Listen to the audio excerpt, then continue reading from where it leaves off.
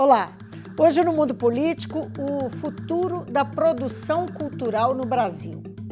Que rumo tomará a política de cultura do governo federal após a eleição para a presidência da República? E ainda uma produção do cinema com um olhar diferente sobre as periferias e minorias. Eu converso com o cineasta mineiro Gabriel Martins. Ele é diretor e roteirista do filme Marte 1, que está fazendo sucesso no Brasil e no exterior. O longa é o representante brasileiro na busca por uma vaga na disputa pelo Oscar de melhor filme internacional. Gabriel, muito obrigada por atender o Mundo Político, a TV Assembleia. Prazer estar aqui falando com vocês. Gabriel, vamos começar por Marte 1? Eu adorei o filme, viu? E o filme conta o momento de uma família, não é? O seu cotidiano, os seus sonhos. E é uma família que, de uma certa forma, aí eu quero saber se você pensa que é isso mesmo, desafia aquele conceito de uma família tradicional, né? Aquela família que está na pauta até da disputa conservadora no Brasil. Sim, sem dúvida alguma, é uma família que está aí à mercê, né, de várias situações sociais, uma família periférica, que não tem uma renda segura, por assim dizer. Isso os coloca, talvez, em uma situação mais turbulenta, né? Enquanto o emprego, enquanto o futuro, enquanto amanhã. Mas dentro de tudo isso, eles são sonhadores, né? Como vários brasileiros, como várias pessoas que estão aqui no nosso país, que apesar das situações adversas, elas teimam em sonhar, elas ousam em sonhar. Então é um filme muito sobre isso, assim, sobre pensar no futuro, pensar além das condições que nos são impostas ou imaginadas, né? Foi isso que você quis contar quando você decidiu? Você é o roteirista do filme, não só o diretor. Sim. Qual que era o seu desejo ao construir o roteiro? Quando eu escrevo essa história, começo a escrever ali por volta de 2014, 2015, eu queria falar muito sobre uma crise de identidade assim, do povo brasileiro que passava muito ali pelo evento da Copa do Mundo, né? Um filme também sobre futebol, mas acho que sobre as circunstâncias políticas do país, as circunstâncias que a nossa sociedade estava ali se formando, né? Eu acho que esses últimos 10 anos foi um ano de intensa reformulação das identidades brasileiras, né, que resultou em muita polarização política, mas para além disso, de todo mundo se entendendo individualmente na sociedade, principalmente a minha geração, né? E aí falar dessa família era falar um pouco desse microcosmo que é essa transformação que a gente está vivendo socialmente, né? A diferença entre gerações como as dos pais do filme e as dos filhos do filme, que estão vendo o mundo de perspectivas diferentes, vivendo oportunidades diferentes e como tudo isso pode falar da nossa sociedade. Agora, o filme, como eu mencionei no início da entrevista, ele está fazendo sucesso inclusive nos Estados Unidos. E você já disse que ele que o que você colocou nele são ideias muito particulares que você tem da realidade, não é? O que torna ele, para ele fazer sucesso, inclusive nos Estados Unidos, é porque ele tem universalidade, né? O que, na sua opinião, torna o filme universal?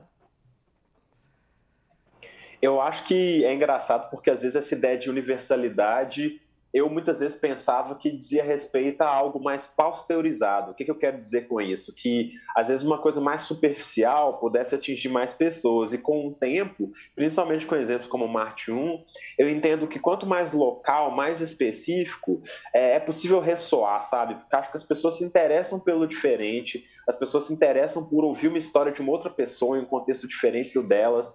Então, assim, o Marte 1 tem mostrado que a autenticidade dessa família, os dilemas deles, que no fim das contas, por mais que as circunstâncias sejam específicas, eles querem ser felizes. Eu acho que essa busca pela felicidade é algo universal, essa busca por poder pagar as contas dignamente, essa busca por poder se entender, né, com sua família. É um filme sobre uma família que precisa se comunicar melhor, né? Tudo isso é muito universal e tudo isso consegue penetrar as mentes e os corações de outras pessoas, mesmo que elas não possam compartilhar do mesmo idioma ou do mesmo contexto urbano ou de uma mesma situação específica. Acho que relacionamentos humanos, eles são universais, mesmo que contextualizados. Esse filme tem me mostrado isso. Então eu acho que realmente o investimento no específico, nessa mineiridade que o filme tem, nessa brasilidade, atravessa. É impressionante como atravessa. Eu acho isso muito lindo. Eu acho algo a se comemorar, que a gente, enquanto ser humano, se comunique de formas muito amplas. As minorias estão no filme, não é? É uma família negra de periferia de Contagem. Você é de Contagem? Sim, sou de Contagem, cresci em Contagem, faço parte. Meus pais, minha família toda tá até lá, no bairro Milanês. Uhum. Nós temos que adiantar a nossa conversa porque você está muito resfriado, é ou não é? Eu tô aqui com uma alergia dessa coisa de ar-condicionado e calor. Peço desculpas a todo mundo, Nenhum mas problema, é a circunstância de hoje. É só para você ficar à vontade. Então, nós temos minorias lá presentes no filme, uma família negra, como eu ia dizendo, da periferia de Contagem, uma filha que é lésbica, um amigo que é gay, não é? Fala-se de machismo, fala-se de abuso nas relações de trabalho, né? E tem um olhar que mistura, um sentimento que eu tenho, que mistura, ao mesmo tempo, o olhar de afeto com um olhar político sobre esses personagens, né? A forma como eles são retratados. Mas, ao mesmo tempo, eles não são retratados, são personagens que poderiam e não são retratados num ambiente ou numa discussão sobre violência. Você faz isso de uma forma intencional ou isso é só resultado da construção dos seus personagens? Como é que é? Eu vejo muito que a intenção nisso Você está sendo super profundo assim, nas suas colocações, porque eu acho que realmente existe uma existência política só de representar esses personagens num lugar de complexidade. Eu acho que tem um corpo assim que o Martin deseja atingir enquanto discussão, que é falar da nossa sociedade de peito muito aberto, sabe? Não ter nenhum tipo de recusa ou não ter nenhum tipo também de pressuposto sobre só se o personagem ser negro, a narrativa dele tem que ser sobre racismo. Ou só sobre o personagem ser LGBT, que a narrativa dele passa a ser sobre violência, ou necessariamente algo que possa simplesmente dizer do sofrimento dessas classes ou desses grupos. Eu acho que é importante falar disso, é político também, mas existe uma política em tratar esses personagens pela humanidade deles. E a humanidade deles que, inclusive, significa esses personagens serem possível de errar, possível de se reerguer. Eu acho que o Martin mira uma construção dessas classes, desses grupos, em um outro lugar que talvez não foi tradicionalmente representado no cinema brasileiro, né? Que a gente tem bons filmes, mas nem sempre esses filmes se debruçam sobre representar pessoas simples, vivendo o cotidiano, na vida comum. E eu acho que isso é muito potente. Talvez a gente desvaloriza o tanto que essa nossa lida cotidiana pode ser potente, pode ser um veículo para falar de coisas muito complexas. Então, meu desejo com esse filme era tratar, sim, desses problemas, colocar essas questões como parte da nossa sociedade, mas não necessariamente subjugar elas a qualquer tipo de discurso pré-concebido, sabe? Era mais de entender, olha, a nossa sociedade é composta por esse grupo de pessoas, vamos falar sobre uma história que inclui essas pessoas, em que elas estão presentes, estão ali vivendo, né, o dia a dia. Do ponto de vista da expressão, não é, da arte cinematográfica, que importância que tem fugido do estereótipo para você? Para você e para quem assiste, não é? Para o efeito que causa em quem assiste. Eu acho que, enfim, a gente, muitas vezes, por mais que a gente viva na sociedade, pegue ônibus antes nas ruas e veja como o mundo realmente muitas vezes se filmes ou produtos culturais, músicas, repercutem muitos estereótipos específicos, aí às vezes parece que um certo grupo é só aquilo, né? Então acho que a importância de filmes como Marte 1 é realmente amplificar o leque de percepções da sociedade, assim. Eu gosto muito de uma frase do Mateus Aleluia, grande artista, grande músico, que ele se define como um operário da sensibilidade popular. ficou muito marcante para mim quando eu ouvi isso, assim, essa qualificação dele artística como um operário da sensibilidade popular. Quando a gente faz um filme, eu acho que a gente está julgando assim uma espécie de espelho para a sociedade, mas um espelho que ele passa por uma ideia de curadoria, né? A gente está selecionando o que a gente vai falar. E acho que quando a gente mostra versões que podem ser diferentes de outras que são muito perpetuadas historicamente, a gente está dando mais leque para a sociedade se informar, né? Eu acho que filmes são também fontes de informação, fontes de sensibilidade, fontes de abertura para diálogo e debates. Eu acho que quanto mais amplo isso for, mais diverso isso for, mais importante a sociedade ganha com isso, na minha opinião. Você ambienta o filme em 2019, né? Como você falou, com a posse, o pano de fundo, né?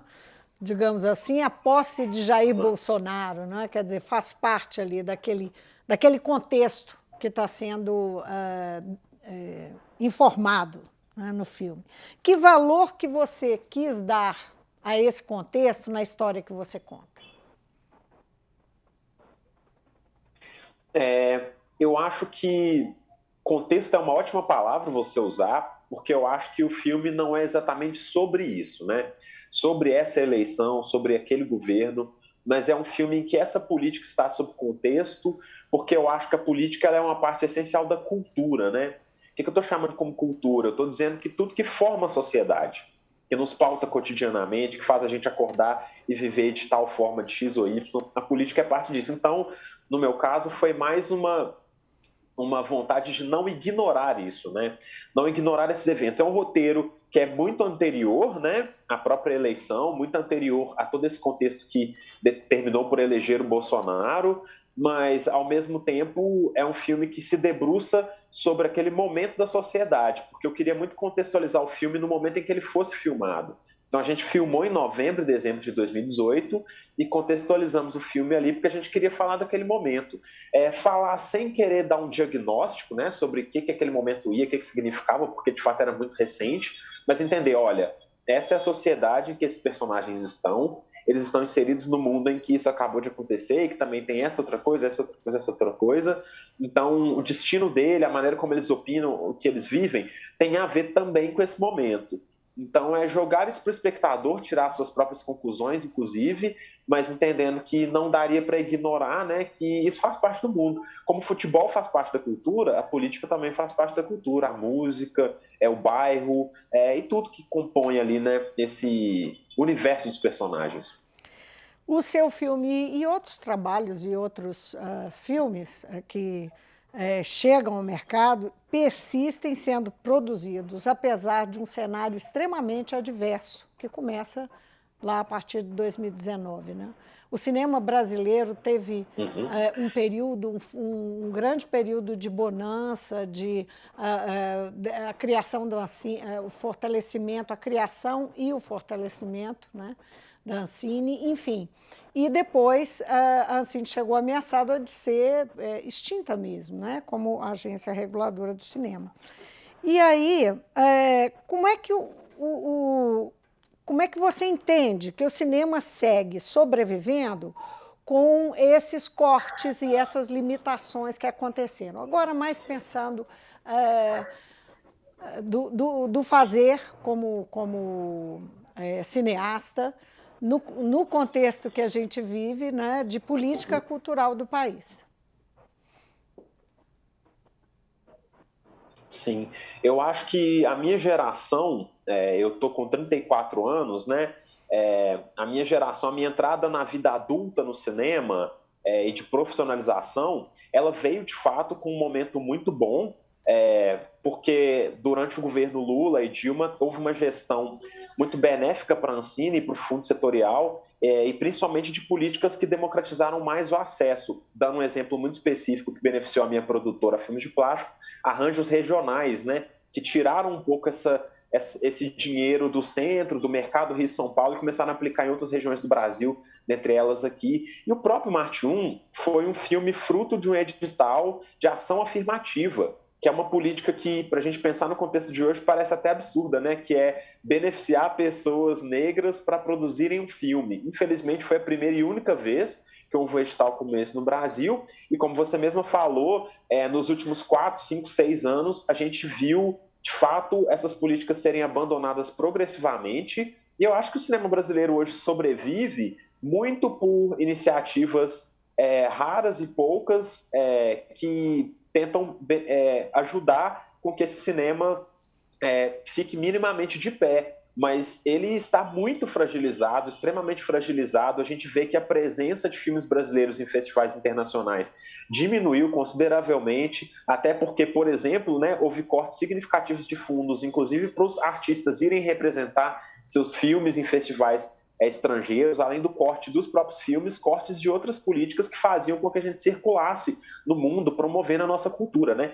Então eu acho que esses últimos anos foram de ataques graves aos artistas brasileiros, ao cinema brasileiro, e acho que a recuperação dessa autoestima, ela passa também por uma reorganização do poder público como parte fundamental dessa luta, né? O cinema brasileiro, ele precisa do poder público junto para ele poder existir, e a gente tem um caminho muito grande, muito bonito para ser feito. A gente estava construindo algo que poderia ser mais democrático, como sempre foi. Isso foi basicamente eliminado por descaso, né? Acho que essa é a verdade, assim, falando sinceramente, por inclusive uma certa perseguição da classe artística, né?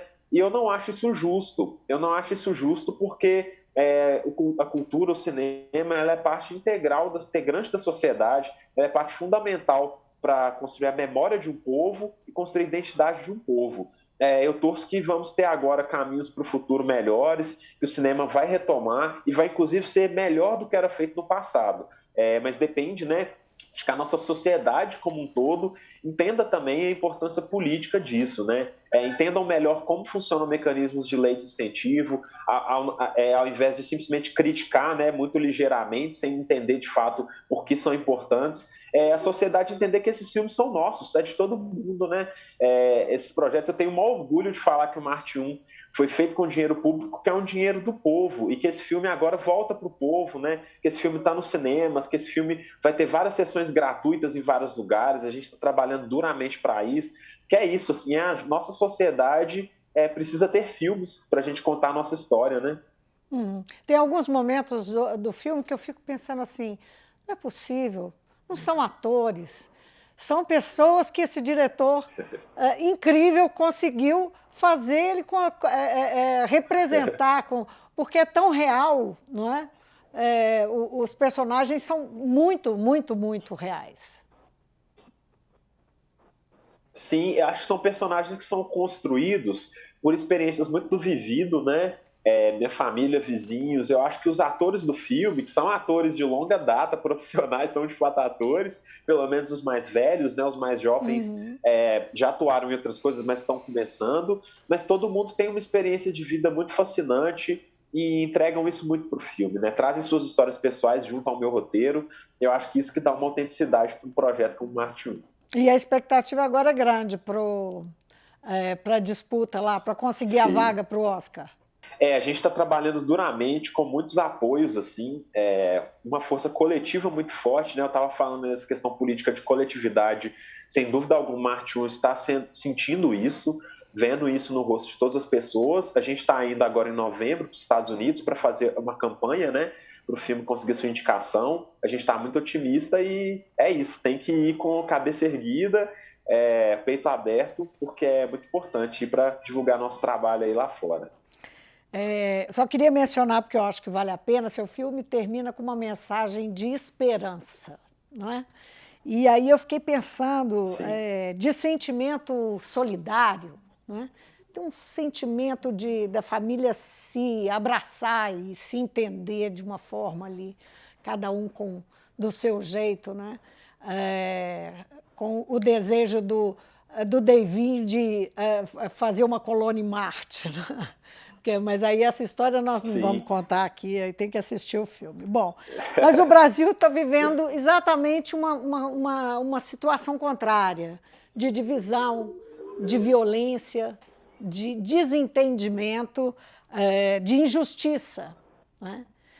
Falando de futuro, você falava disso um pouco agora, sobre a necessidade de estímulo ao cinema, mas eu queria que, do ponto de vista político, você olhando para o futuro, do que você pensa, você tem esperança não é? De que a gente supere esse momento, porque nós estamos vivendo realmente um momento diferente no país. Sim, eu acho que a gente está vivendo um momento de muito cinismo, de muita violência. Eu acho que existe todos esses últimos anos, né, e que culminaram nessa eleição de Bolsonaro e também em uma postura muito violenta em relação a pensamentos muito conservadores e pensamentos muito pouco solidários, na minha opinião. A gente viveu um momento muito duro e que ainda vai permanecer por muito tempo essa energia, eu acredito, mas eu também preciso dizer, né, que qualquer momento que um pessimismo me acomete, assim, eu começo a pensar também em outras pessoas que talvez têm muito menos do que eu, muito menos do que quem está aí, quem tem pelo menos um lugar onde dormir, né? E essas pessoas precisam que outras tenham energia para lutar por elas, né? Estou pensando no povo pobre mesmo brasileiro, pessoas que sofrem, que mais sofreram nesses últimos anos.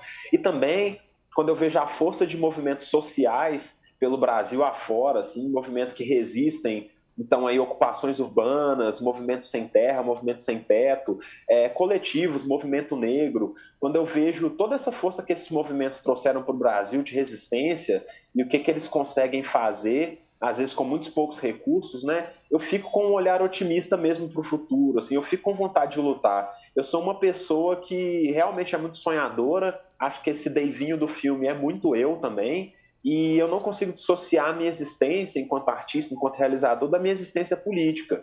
Eu acredito que um futuro melhor pode vir para o Brasil. Eu acho que existe muita força que emana de muitas pessoas, de muita gente, de muito povo de luta, pessoas que estão resistindo aí no Brasil há muito tempo, os povos indígenas, o povo negro, as mulheres brasileiras.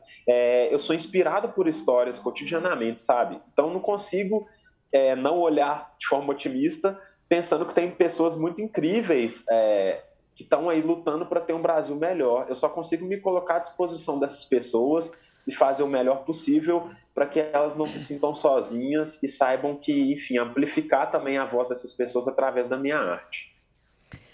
Gabriel, foi um prazer falar com você. Muito obrigada por essa conversa, viu? Muito obrigada pelo seu filme. Agradeço muito, obrigado.